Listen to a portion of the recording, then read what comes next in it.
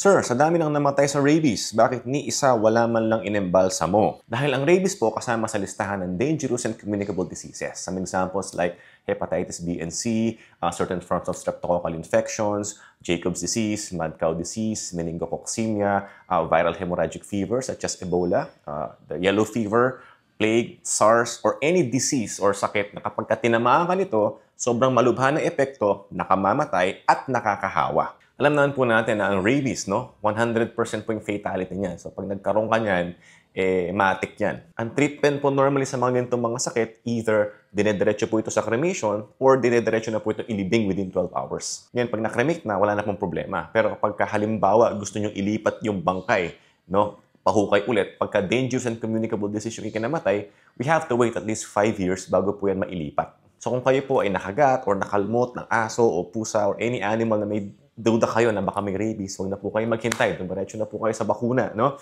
Kumpletuhin po natin yan. Huwag niyo pong baliwalain kasi fatality po niyan is literally 100%.